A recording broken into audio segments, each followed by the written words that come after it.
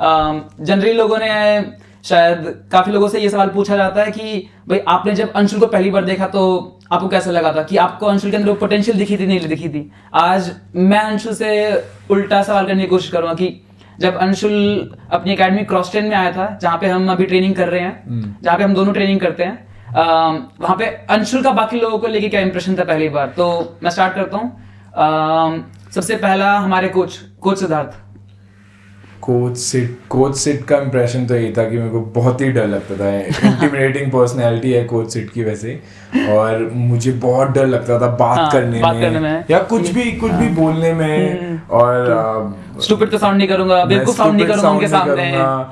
और coach seat के साथ बहुत डर लगता था। आई थिंक मैंने कोच सिट से पहली बार 1-2 महीने बाद रोल किया था उनके साथ। बात आई थिंक 6 महीने बाद करी होगी, 2-3 महीने बाद बात करी होगी। तो वही मेरे ख्याल से अभी भी जब भी कोई एकेडमी में नया बच्चा आता है वो यही ट्राई करता है कि सीनियर्स को इम्प्रेस करो और ना मेन की कोच सिट को किसी तरीके से इम्प्रेस करो। तो मुझे याद है कि कोच सिट नोटिस में आ जाओ एक तरीके से। जब मैं नोटिस में आने लगा कोच सिट के, कोच सिट ने बोला ठीक है तुम्हारा गेम अच्छा है, यू कैन इम्प्रूव कर रहे हो तुम, अच्छा हार्ड वर्क कर रहे हो, गुड वेरी गुड। तो उस दिन मतलब बस सब जीवन संपन्न थम्स अप मिल गया, तो मैं यूएफसी जाऊंगा। उसी दिन डिसाइड हो गया, उसी दिन हो गया। हाँ ठीक है। अगला मेरा भी पूछना पुण्यजीत। ये बीच में बोल सकता है क्या? तू बीच में बोल रहा है, तो बीच में नहीं बोल सकता, हम बात कर रहे हैं कैमरे की। अगला पुण्यजीत। पुण्यजीत का मेरा इम्प्रेशन ये था कि पुण्यजीत बहुत ही जैसे स्लिक फाइटर है तो वो उसका मूवमेंट और जिस तरीके से स्ट्राइकिंग थी, ग्रैपलिंग थी और परफेक्ट एमएमए ग्रैपलिंग, जो उस टाइम पे हमको देखने को लगती थी कि क्रॉस ट्रेन में सबसे कंप्लीट फाइटर जो हो सकता है, कंप्लीट फाइटर कोई था नहीं। तो मैंने जो पुण्य के गेम को देख के मतलब मेरा इंप्रेशन ये था कि इसकी कॉपी करनी है गेम। तो मैंने पुण्य का बहुत गेम कॉपी किया, मतलब मेरा टॉप गेम तो मैंने ऑलमोस्ट उस टाइम पे पूरा ही मेरा पुण्य का एक डाउन का गेम, डबल लेग का गेम। अभी मैंने कुछ ऐड किया पिछले 1-2 साल में, लेकिन पहले तो सिर्फ पुण्य के टॉप गेम मेरा पूरा पुण्य का था और स्ट्राइकिंग मैंने बहुत कॉपी करी है उससे। तो पुण्य ने मेरी बहुत हेल्प भी करी है स्ट्राइकिंग इम्प्रूव करने में। मेरी किक्स विक्स तो मुझे बिल्कुल भी उस टाइम अंडरस्टैंड नहीं थी। बिल्कुल मतलब लेग किक भी कोई बॉडी में बोलता था तो मैं लेग किक थ्रो कर रहा था उस टाइम। तो मुझे पता ही नहीं इतने ऊपर पहुंचेगी, ऊपर तक नहीं पहुंचेगी। मैं लगता था इतने ऊपर तक पहुंचती ही नहीं है कि झूठ बोल रहे हो, ऐसे तो डर जाता है। तो पुण्य का इंप्रेशन था कि मेरे को कॉपी करना था उसका गेम और मुझे ना बस इतना अच्छा फाइटर बनना था। हाँ वो बात तो है।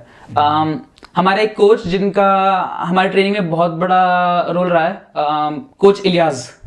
एक छोटा सा, मेरी हाइट है, मेरे से भी 1-2 इंच कम हाइट वाला इंसान। जब कोच इलियास को पहली बार देखा था तो कैसा लगा था, और फिर मैं उसके बाद बताऊंगा कि असली में वो इंसान की क्या कैलिबर है। तो कोच इलियास का ही है, इलियास भाई का। इलियास भाई को पहले कोई और नहीं जानता था। क्योंकि जब मैं एकेडमी में आया उसके 1 वीक बाद कोच इलियास आए हैं। तो वो हमारे रेसलिंग कोच बने। उस टाइम तक रेसलिंग कोच क्रॉस ट्रेन में आई थिंक था नहीं कोई उस टाइम, प्रॉपर रेसलिंग बैकग्राउंड से कोई कोच था नहीं। तो इलियास भाई है, तो मतलब इलियास भाई की मेरे से जो दोस्ती हुई तो वो एकदम वैसी हुई जैसे सबकी हुई। क्योंकि जो बाकी थे जैसे तू था या फिर पुण्या, रचित, इन सबका एक ऑब्वियसली सीनियर्स का एक ग्रुप था।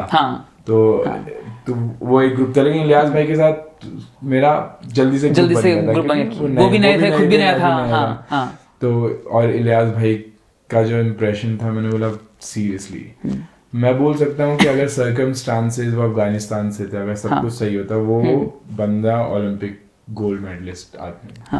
बहुत ही ज्यादा अच्छा रेसलर और एथलेटिक, अच्छे फाइटर्स, रेसलर्स, बॉक्सर्स आपको दिख जाएंगे, लेकिन बहुत मुश्किल होता है इंटेलिजेंट और इंटेलिजेंट स्पोर्ट्समैन मिलना। तो उनमें वो बात था जो मेरी आज तक अभी तक की जो रेसलिंग है वो उन्हीं की देन है। और उनको इस बात की बहुत अच्छे समझ थी कि ये रेसलर नहीं है, ये एमएमए की तैयारी कर रहा है, एमएमए की रेसलिंग है।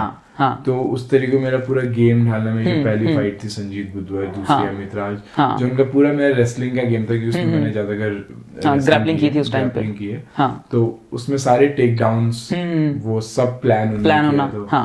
बहुत ही मुझे बहुत याद आती है उनकी, मैं रोता भी हूँ उनके बारे में याद करके, काश इलियास भाई होते साथ में मेरे। अभी वो कनाडा चले गए, लेकिन हाँ, जब तक वो थे तब तक रेसलिंग बहुत इम्प्रूव किया क्रॉस ट्रेन। तो इलियास भाई, अगर जो लोग शायद क्रॉस ट्रेन में ट्रेनिंग नहीं करते हैं उन लोगों की जानकारी के लिए, हमारे एक सीक्रेट वेपन थे बहुत लंबे टाइम तक, जिन्होंने हम सभी लोगों की ग्रैपलिंग और रेसलिंग बहुत अच्छे लेवल पे लेके गए थे। और अगर उसको आप कभी भी रोड पे कहीं देखेंगे, आप कभी ये एक्सपेक्ट नहीं कर सकते कि वो इंसान आपके साथ कितनी आसानी से आपको कंट्रोल कर सकता है, आपको घुमा फिरा सकता है, और इतना जेंटल, इतना काइंड इंसान, इतना वेलकमिंग, और ट्रेनिंग के अंदर कंप्लीट एनिमल, कभी थकता नहीं, इरिस्पेक्टिव आपका ट्रेनिंग पार्टनर कितना बड़ा है कितना छोटा है, इतनी आराम से हम सबको घुमा रहे होते थे। एक और हमारे कोच दीपक सर, सबसे दर्दनाक, सबसे जरूरी और सबसे दर्दनाक हमारे ट्रेनिंग पार्टनर या कोच दीपक। मेरी पहली क्लास थी कोच दीपक की। पहली क्लास में गया मैं, संडे में हाँ, संडे असॉल्ट क्लास थैंकफुली बंद हो गई है। बंद हो गई, बहुत सुकून मिलता है उस चीज का। थोड़ा दुख भी होता है, लेकिन तो मेरी फर्स्ट क्लास थी, मैंने बोला मैं तो भाई बहुत फिट हूँ, मैं बचपन से स्पोर्ट्स खेलता है, मैं बहुत फिट हूँ, कोई भी क्लास, असॉल्ट क्लास देख ही, फिटनेस क्लास, असॉल्ट क्लास। लेकिन जब उनकी उन 15 मिनट के अंदर आप डेड होते हो, उसके बाद आपको पूरी 1 घंटे की क्लास करनी होती है। मैंने जो 5 प्रोफेशनल फाइट खेली, मेरा स्ट्रेंथ एंड कंडीशनिंग कैंप, जो पहली मेरी 5 प्रो फाइट्स थी, उसमें सारे का सारा स्ट्रेंथ एंड कंडीशनिंग मेरी दीपक सर ने कराई है। पूरा ज्ञान मुझे स्ट्रेंथ एंड कंडीशनिंग का उन्होंने दिया है। कितना जरूरी होता है। लोग बोलते हैं कि मेरी कंडीशनिंग अच्छी है, मेरा कार्डियो अच्छा है, तो मैं बोल सकता हूँ कि ऐसा हमेशा से नहीं था। जब मैं पहली बार दीपक सर के पास गया था, तो दीपक सर ने बोलता बहुत काम करने की जरूरत है। मैंने बस फॉलो करते गया, क्योंकि उन्होंने आई थिंक बहुत स्टडी किया है, बहुत पढ़ाई करी है। क्योंकि जब हम कॉर्नर में जाते थे, हम दुबई जाते थे, तब भी दीपक सर इतनी मोटी बुक लेके पढ़ाई कर रहे होते थे। ह्यूमन बायोलॉजी कैसे काम करती है, बॉडी कैसे काम करती है, कौन सी मसल है, कौन सी बोन है। तो जीनियस है दीपक सर, जीनियस है।